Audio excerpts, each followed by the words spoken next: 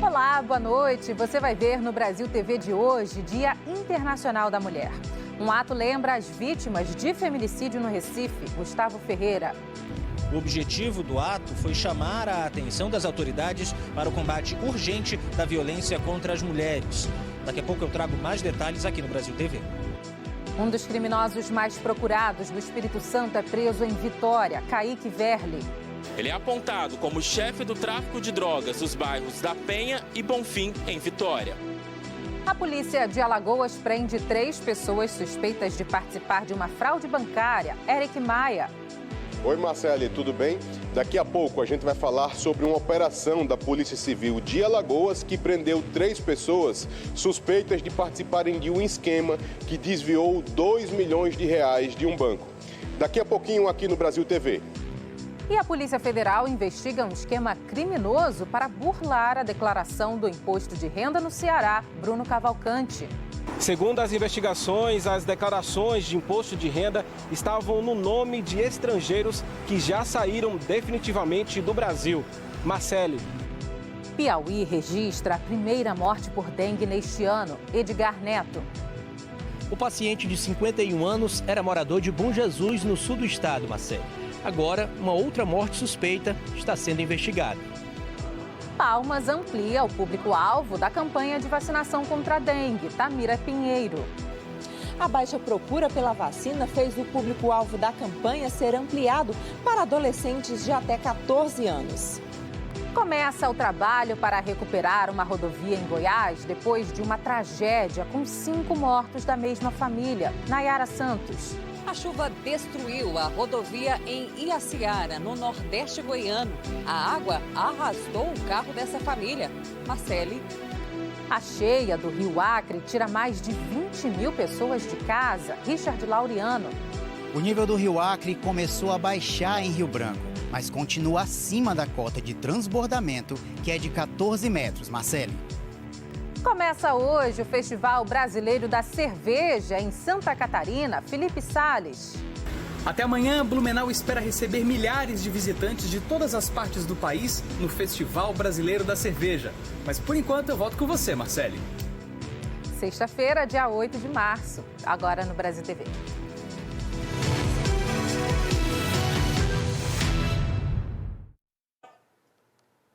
Um bebê de 11 meses morreu em um ataque a tiros na cidade de Imperatriz, no sul do Maranhão.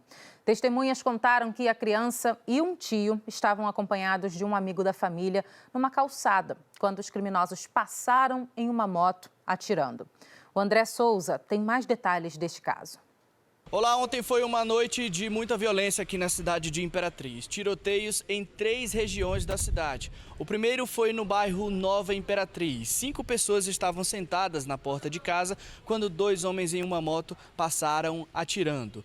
Durante esse tiroteio, uma criança acabou sendo atingida no peito e morreu antes mesmo que pudesse ser levada ao hospital. Outras 2 pessoas, 2 adultos, ficaram baleados, um na região do braço e outro na perna direita. Aqui na cidade também teve tiroteios, como eu falei anteriormente, em outras regiões. No bairro Vila Lobão, 2 pessoas foram baleadas. E na terceira região, lá no bairro Maranhão Novo, outra pessoa foi baleada quando saía de uma academia. Nos 3 crimes, as características são as mesmas. 2 homens em uma motocicleta que passam atirando. Apesar das mesmas características, a polícia só conseguiu ligar os suspeitos dos crimes na Vila Lobão e também no bairro Maranhão Novo. Então, os suspeitos de terem atirado e matado um bebê de 11 meses ainda não foram localizados, identificados ou presos pela polícia. Esse bebê tem por nome José Antony Marques Pimenta. Como eu falei, ele tinha só 11 meses de vida e foi encaminhado ainda para o Hospital Municipal Infantil aqui de Imperatriz. Foi levado num veículo particular pela família, mas já chegou sem vida. André Souza, de Imperatriz, para o Brasil TV. Um sargento da Polícia Militar foi assassinado hoje em Ananindeua, na Grande Belém. Pelo menos 8 tiros foram disparados contra ele. Mais informações com a Laís Nunes. Nazareno dos Santos Coutinho morava no interior do estado. Estava em Belém fazendo um curso de adaptação de sargentos. Ele fazia parte da banda de música da Polícia Militar. No local do crime foram encontradas 21 cápsulas de armas de diferentes calibres. Segundo a polícia científica, pelo menos 8 tiros atingiram o policial militar. A Delegacia de Homicídios de Agentes Públicos da Polícia Civil investiga a autoria e a motivação do crime. A Polícia Militar disse que se solidariza e presta apoio psicológico aos familiares da vítima.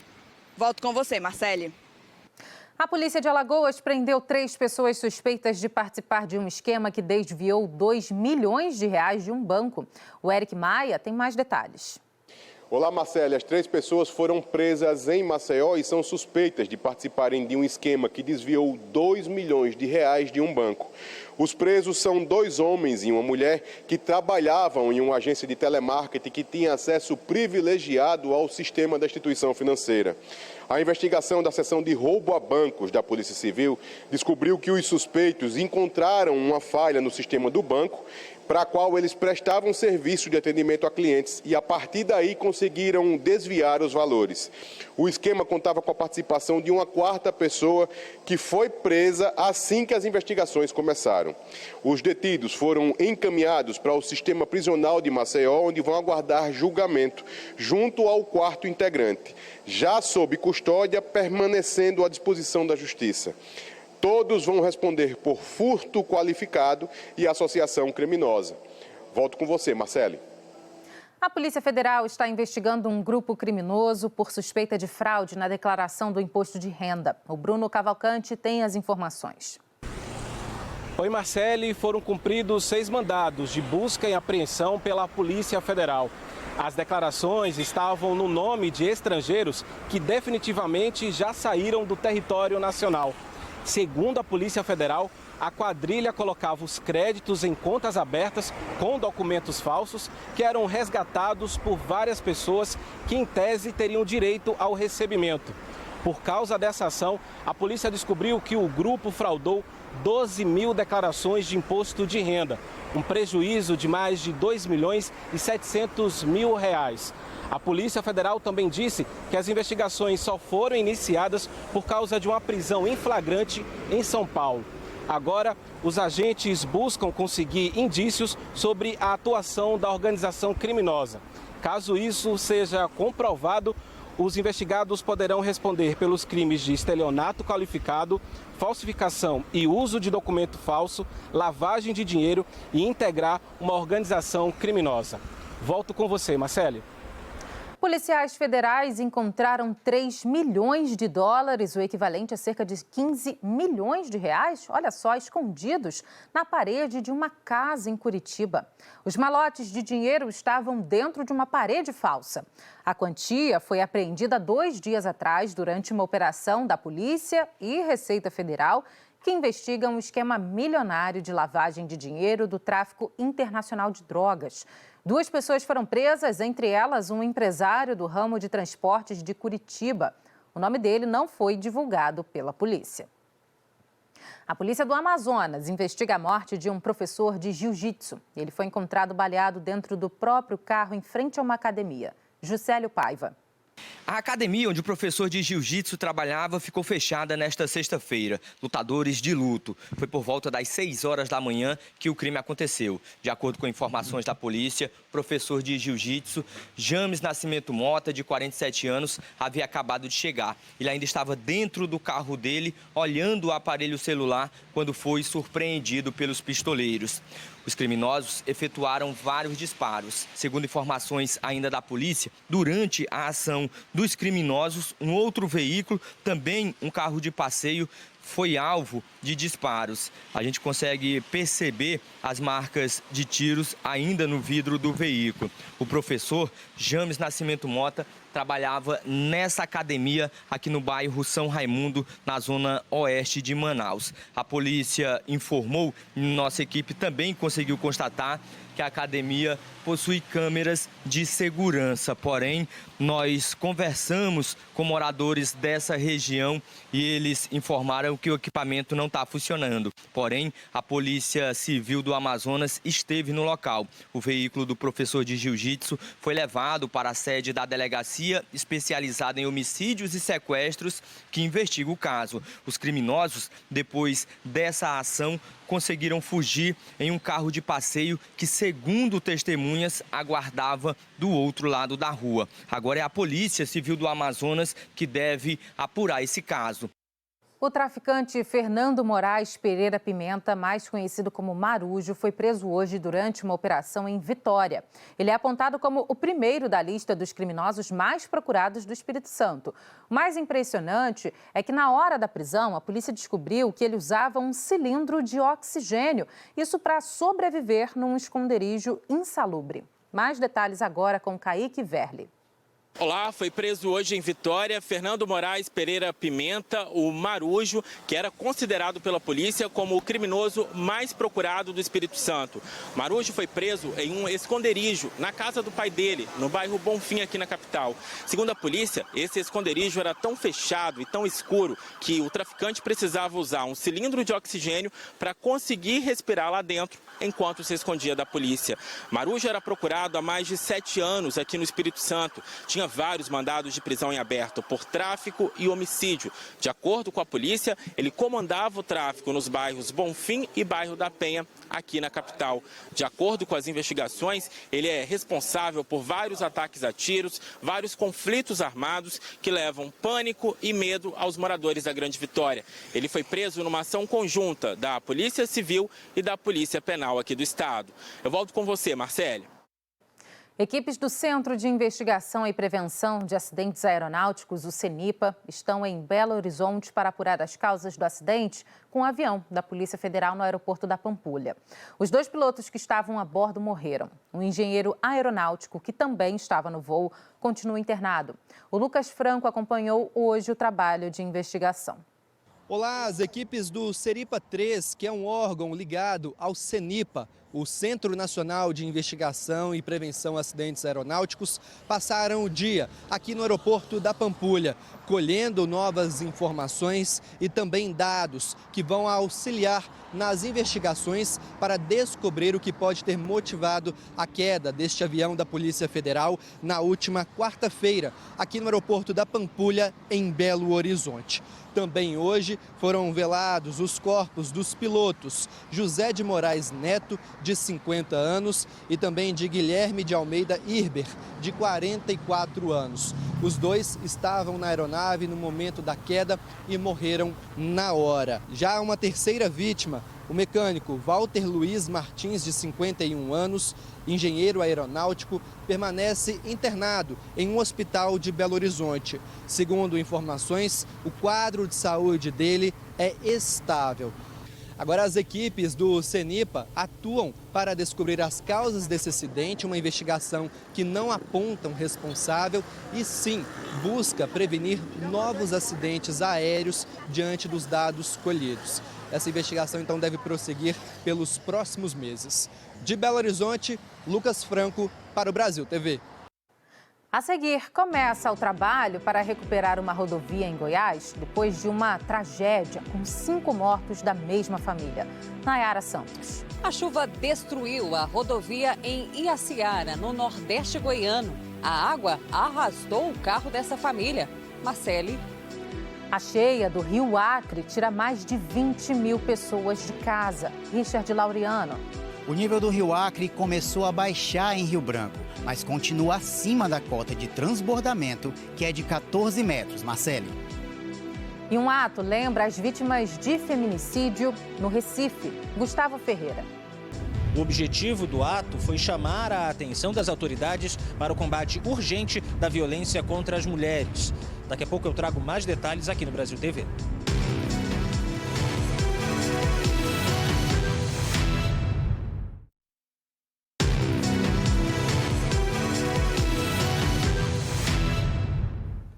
E olha, gente, em Goiás começaram os trabalhos de recuperação da rodovia GO 110. Uma cratera gigante abriu na pista e engoliu um carro onde estavam 5 pessoas da mesma família. Infelizmente, todos morreram. Quem atualiza a situação para a gente no local é a Nayara Santos. Oi, Marcele. As obras de reconstrução começaram aqui na rodovia, na GO 110, e a pista está interditada. Do alto dá para ver o tamanho da cratera que se abriu no meio da estrada. Uma retroescavadeira está sendo usada para escoar a água próxima do asfalto. O trânsito foi desviado para uma estrada de terra. Ontem, o Riacho das Areias transbordou e a enxurrada levou toda a canalização de drenagem que passava por baixo da pista. O carro com uma família caiu na cratera e foi arrastado pela correnteza. 5 pessoas de uma mesma família morreram: avó, filho e 3 netos. Os bombeiros e a Defesa Civil descartaram a possibilidade de que o rompimento de uma barragem tenha causado o acidente. Segundo eles, em 2 dias choveu quase a metade do volume esperado para o ano inteiro. A Prefeitura de Iaciara decretou situação de emergência. Eu volto com você, Marcele. O nível do rio Acre, em Rio Branco, continua dando sinais de vazante, mas ainda está acima da cota de transbordamento. Cerca de 28 mil pessoas estão fora de casa em todo o estado. O Richard Laureano traz as informações. Oi, Marcele. 19 dos 22 municípios acreanos estão em situação de emergência por conta do transbordamento dos rios e igarapés. O nível do rio Acre, aqui em Rio Branco, apresenta sinais de vazante, mas ainda continua acima da cota de transbordamento, que é de 14 metros. A cidade de Rio Branco enfrenta a segunda maior cheia da história. Só na capital, a enchente tirou quase 5 mil pessoas de casa. 48 bairros e 23 comunidades rurais foram atingidas. Em Brasileia, uma das cidades mais afetadas e onde o rio Acre chegou na maior cota histórica, as águas já baixaram e o cenário agora é de destruição. Ruas estão cobertas de lama e muitas famílias tiveram as casas totalmente destruídas. Em todo o Acre, nas 14 cidades mais críticas, existem 110 abrigos públicos. Mais de 10 mil desabrigados são atendidos. Além disso, existem mais de 18 mil pessoas desalojadas, ou seja, que foram para casa de familiares ou amigos. E em todo o estado, já são 28 mil pessoas fora de casa. Volto com você, Marcele. A gente fala agora do avanço da dengue. Piauí registrou a primeira morte pela doença neste ano. Foi a de um paciente de 51 anos. Além disso, um segundo óbito ainda está sob investigação por suspeita também de dengue. O Edgar Neto explica pra gente. A morte foi confirmada pela Secretaria Estadual de Saúde e também pelo Hospital Regional de Bom Jesus, município que fica a cerca de 600 quilômetros ao sul de Teresina. O paciente era um homem de 51 anos, morador da cidade. Um outro óbito também está sendo investigado no mesmo município.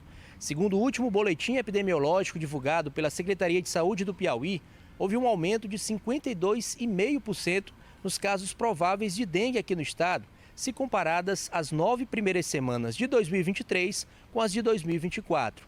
No ano passado foram pouco mais de 1.000 casos. Agora esse número saltou para 1.800.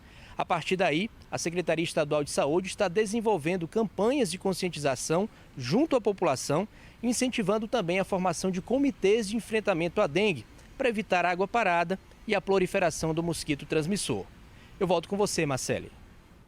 O público-alvo da campanha de vacinação contra a dengue em Palmas foi ampliado e as doses poderão ser aplicadas em crianças de 10 anos e adolescentes de 14 anos. A medida foi autorizada pelo Ministério da Saúde e determinada por causa da baixa procura pelo imunizante. A Tamira Pinheiro tem mais informações.